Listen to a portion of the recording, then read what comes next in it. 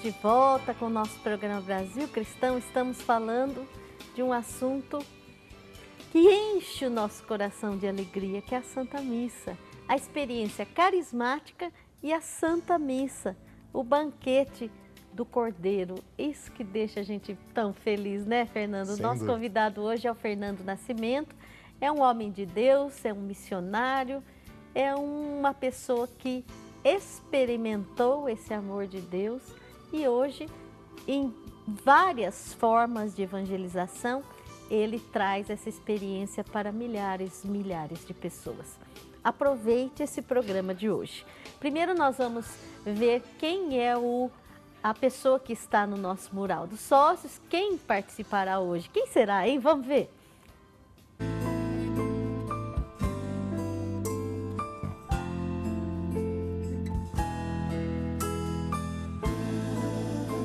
É com grande alegria e prazer que recebemos a foto dos nossos sócios Iva e Eduardo Matiello, da cidade de Mogi Guaçu, em São Paulo. Receba o nosso muito obrigado por fazer parte da Associação do Senhor Jesus. Venha você também ser um sócio evangelizador e receba as bênçãos de Deus em sua vida.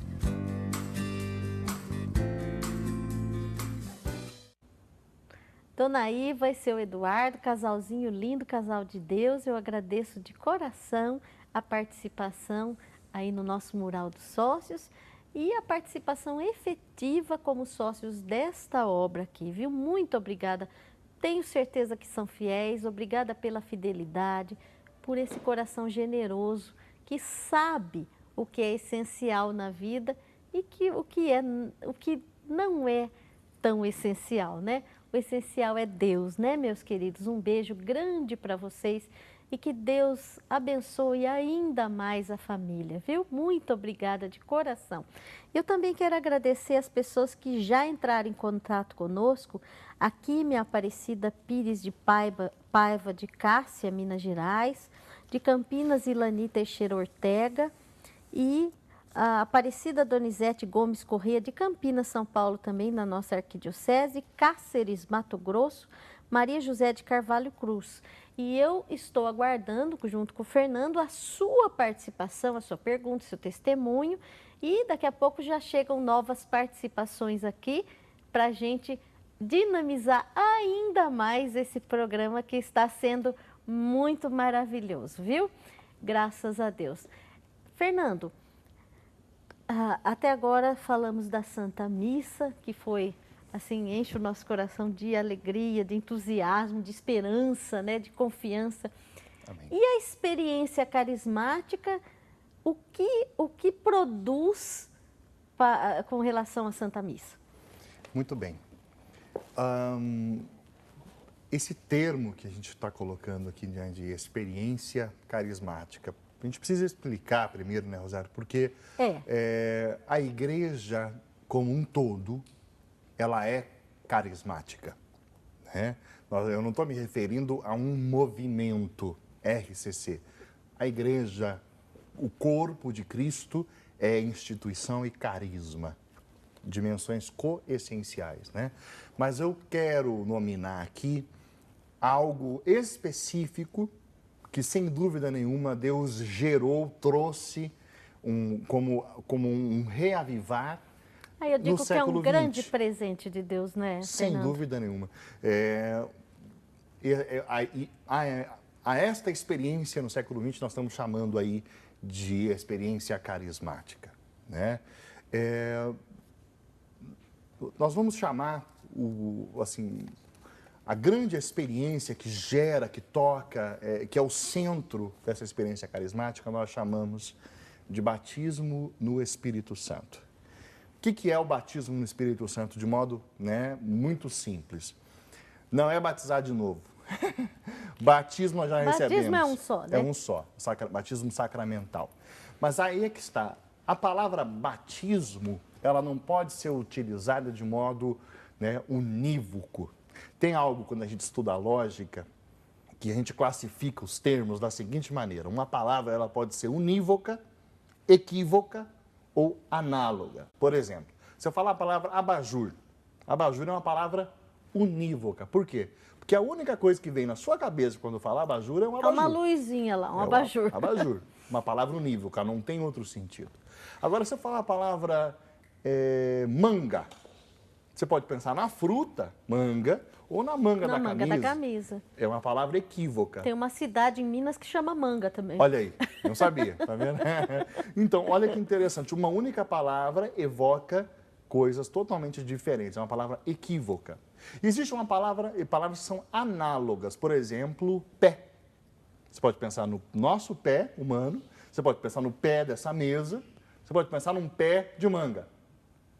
São 3 realidades distintas evocadas por uma única palavra. E não deixa de ser pé. Exatamente, só que é análoga por quê? Porque entre essas 3 realidades existe algo de semelhante. Nas 3 realidades, o pé sustenta algo. A palavra batismo não é uma palavra unívoca, é uma palavra análoga. Quando ela foi utilizada para nominar o sacramento, ela foi tomada de um contexto, né? Quando o Novo Testamento foi escrito, a gente chama de grego koiné, o grego comum. Batismo era a palavra utilizada para mergulhar qualquer coisa, submergir porque qualquer quer dizer coisa. mergulho, né, Fernando? De qualquer coisa. Então, essa palavra foi tomada para nominar o sacramento, batismo. Começa por aí, ela nasceu análoga. E nós estamos tomando esta mesma palavra em analogia para nominar uma experiência, que é uma graça atual. Né? Para a gente que estuda a espiritualidade da igreja, nós temos graça sacramental, né? A graça de estado e por aí vai, várias subdivisões. E uma dessas é a graça atual. O que é uma graça atual? É um derramar de Deus, uma graça que eu recebo para fazer algo que humanamente seria impossível e eu recebo aquela graça para poder realizar. Para poder realizar naquele momento. Graça atual. Batismo no Espírito Santo é graça atual, no sentido de que num dado momento eu recebo uma efusão do Espírito que, para aquele que ainda não recebeu o sacramento, vai ser um impulsionar dessa pessoa para o sacramento, e para aquele que já recebeu o sacramento vai ser um avivar da graça sacramental. O que aconteceu conosco, né, Fernando? Exatamente. Mas, por exemplo, se você pegar Cornélio, nos Atos dos Apóstolos, Cornélio não era batizado. E Pedro começa a pregar e Cornélio é batizado no Espírito Santo. Ele e toda a família, né? Com todos que estavam com ele. Começa, né? Depois a família toda, além, né? Exatamente. São realidades. O batismo no Espírito Santo, a experiência carismática, a essência é essa, meus irmãos. Batismo no Espírito Santo, o que é? Graça atual, me leva para Deus. O fruto dela é uma conversão profunda e viver debaixo do senhorio de Jesus. É o fruto mais maduro, né, da experiência carismática. Eu sou levado para isso. A minha espiritualidade muda. Qual é a ligação com a liturgia? O que é a liturgia da Santa Missa? O que é a liturgia? A liturgia é a espiritualidade da igreja. É a igreja rezando. A igreja orando a Deus. É o incenso subindo. É aquela dimensão da igreja militante, da igreja triunfante, da igreja que padece, todos nós orando a Deus. O sumo sacerdote Jesus orando, a comunhão dos santos, tudo isso é a liturgia, é Deus, né? Essa é a nossa espiritualidade. Ora, se batismo no Espírito Santo é um avivar da espiritualidade, e a liturgia é a espiritualidade da igreja... Então é avivar a liturgia, né? Avivar a liturgia. E como que se aviva a liturgia? Como, Fernando? Mudando ela? Fazendo coisas novas? Vamos fazer uma renovação da liturgia. Entre aspas, inventando a roda, né? Não, a roda já foi inventada, né, Fernando? O Espírito Santo converte o meu coração para que eu possa mergulhar no mistério da liturgia. Que eu possa mergulhar no mistério da missa. É isso que o livro trata, sabe, Rosário? Existe uma diferença muito grande, talvez a gente pode entrar em questões até mais concretas, que tem muita gente aguardando por elas, mas você precisa entender o seguinte: A natureza da Santa Missa e a natureza de um grupo, de uma assembleia de oração carismática. Duas coisas, a natureza é muito diferente. Por quê? A Santa Missa, na Santa Missa, a ação parte do presbitério. O padre diz, o Senhor esteja convosco. Ele está no meio de nós, é a resposta da Assembleia. Exatamente, a ação parte do altar. Na Assembleia de Oração Carismática, a ação parte da Assembleia. É diferente. Aquele que tem um microfone na mão é pura e simplesmente um provocador. Ele é aquele que meio que orienta. É um animador, exatamente, não é, Fernando? Porque ele dá as orientações, mas o fluir vem da Assembleia. Vem da Assembleia. A renovação carismática começa a morrer quando a gente quer tornar ela no modelo presbiteral. Então, reza quem tem microfone na mão. Dirige a oração quem tem microfone na mão. E a Assembleia fica assistindo. Se cala, né? O que é você na Assembleia Carismática? Eu esquento o banco. Não existe isso. A Assembleia Carismática é onde a profecia vem do meio da Assembleia. A palavra de ciência. Onde se reza em línguas, depois se interpreta, depois vem a palavra de ciência. Aquele modelo de grupo de oração, né? Perfeito. Então, nós precisamos entender a natureza das duas realidades. A Santa Missa é totalmente diferente de uma Assembleia de Oração Carismática. São naturezas diferentes, entende?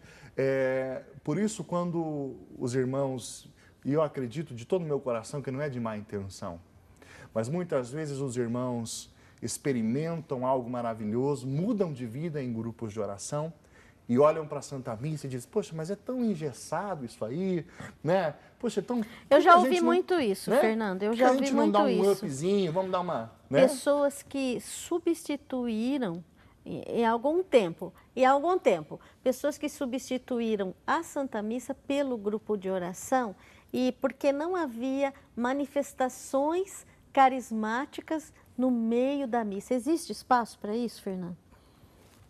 Olha, é um tema delicado. Em que sentido? São Paulo, quando ele escreve o capítulo 14 da primeira carta aos Coríntios, ele dá disciplinas, Rosário, para os carismas numa assembleia. Mas eu quero dizer uma coisa, São Paulo não estava escrevendo aquilo para um grupo de oração carismático que tinha lá em Corinto. Não tinha. Ele estava escrevendo para uma assembleia litúrgica. Para a Santa Missa. Né? Para a Santa Missa. E lá no final do capítulo 14, ele diz claramente, não empeçais a falar em línguas. Está escrito. O que Paulo faz é disciplinar isso. Ele vai dando uma série de diretrizes para que tudo seja feito no momento certo. Um bispo respondeu a essa pergunta da seguinte maneira. Ele recebeu uma pergunta assim, quando se pode orar em línguas na missa? Ele respondeu, sempre que se possa rezar. Um bispo respondeu, mas eu quero ajudar os irmãos de modo mais concreto. Em que sentido? Enquanto o padre está celebrando o rosário, eu não posso, no silêncio do meu coração, estar fazendo uma jaculatória? Claro que sim. Enquanto ele está proclamando, eu não posso estar no meu coração, Jesus, eu te amo. Jesus, claro, eu te amo. Silenciosamente, meu Senhor e meu Deus, jaculatórias. Que a gente fala. Nós somos ensinados pela meu igreja Jesus, a fazer misericórdia. isso. Somos ensinados pela igreja a ter essas disciplinas de oração. Eu posso? Claro que sim. Isso me ajuda, isso contribui. Silenciosamente. Se eu recebi o dom das línguas no meu interior... Que é algo maravilhoso. Eu não posso, no meu interior, também estar orando em línguas? Claro que Enquanto o mistério é celebrado, eu estou ali no Espírito. Não é? Mas, digo mais, outros momentos lindos, eu vi bispos fazendo isso. O momento da oração dos fiéis, quando se levanta uma intercessão pela igreja, eu já vi em assembleias carismáticas, porque isso é importante. O Paulo disciplina línguas e profecia justamente pensando nisso. Né? Se eu não tenho um povo, uma assembleia que conhece esse dom, se eu não tenho um que povo comunga disso, né? que vive essa experiência, dessa vivência, né? Eu não devo dar vazão a isso numa assembleia litúrgica. Porque escandaliza, né? Com certeza. Agora, o que impede? Se existe um grupo de irmãos ali que vive essa experiência, que comungam dessa experiência. Por exemplo, eu tenho visto bispos fazendo isso. Irmãos, vamos interceder agora pelo Santo Padre, o Papa. Aí ele permite que a Assembleia levante as mãos e comece a interceder com suas próprias palavras. Senhor, nós te pedimos, abençoa o Papa Francisco, guarda-o no teu nome, lava-o sempre com a tua divina misericórdia, protege-o. E quando as palavras já não dizem se mais, levanta um grande eles clamor. oram no Espírito em línguas. E é lindo, é maravilhoso. Eu já vi isso acontecer e é perfeito, encaixa perfeito com o espírito daquilo que se celebra. E é carisma. O mesmo espírito que dá os carismas é o espírito que nos dá a liturgia. Eu não consigo ver, né? A grande questão daqueles que podem estar nesse momento escandalizados com o que a gente está falando aqui, não é aonde pode ou não pode. É anterior à questão, Rosário. Isso aí é legítimo?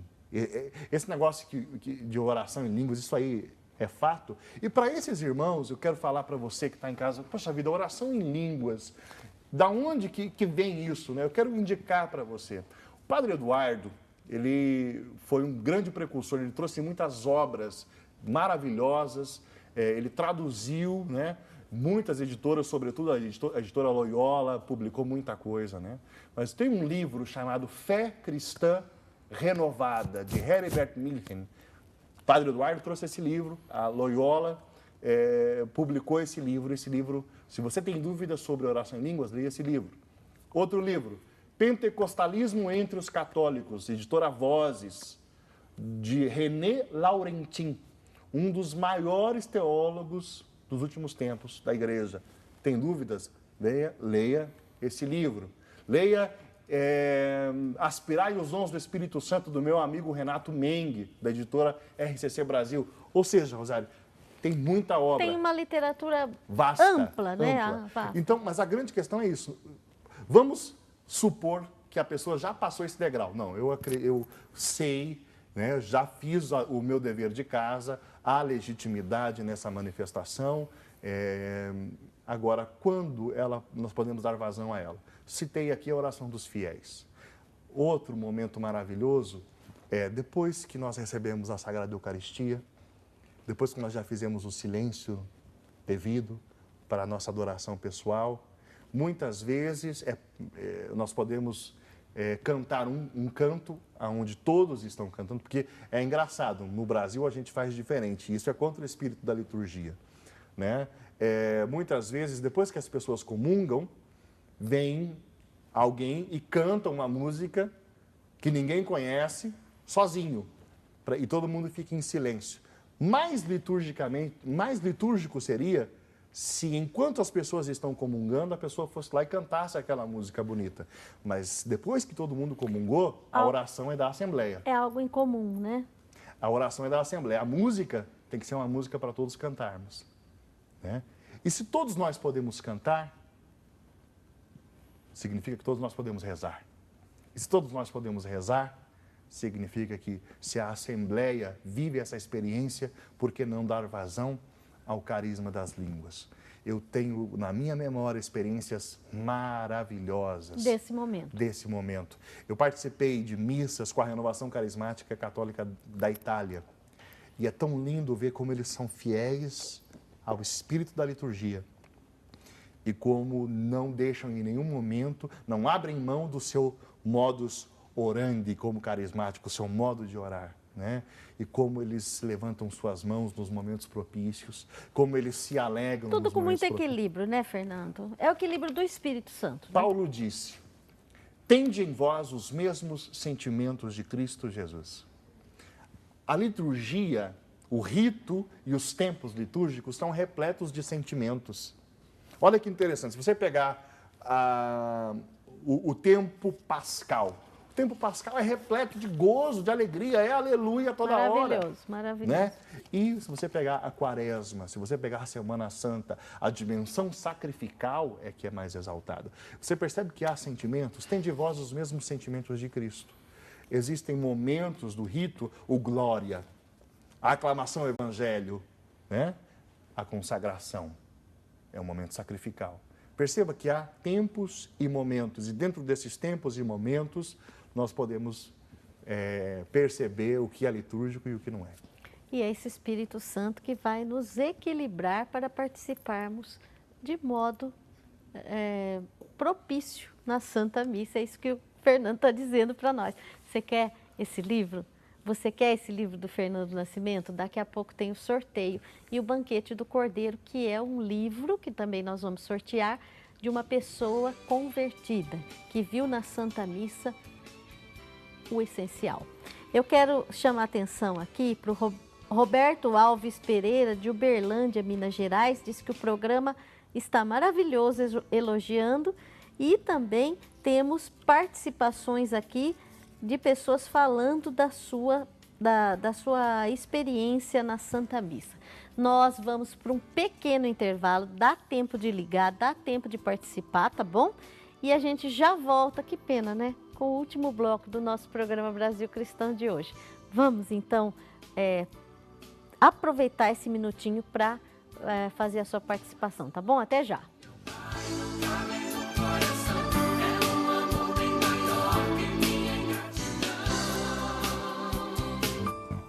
Equipe missionária da SJ 2016. Queremos propagar ainda mais a devoção às mãos ensanguentadas de Jesus. Confira o texto de Marco Giacomini contando um pouco sobre a devoção às mãos ensanguentadas de Jesus e as graças que são alcançadas.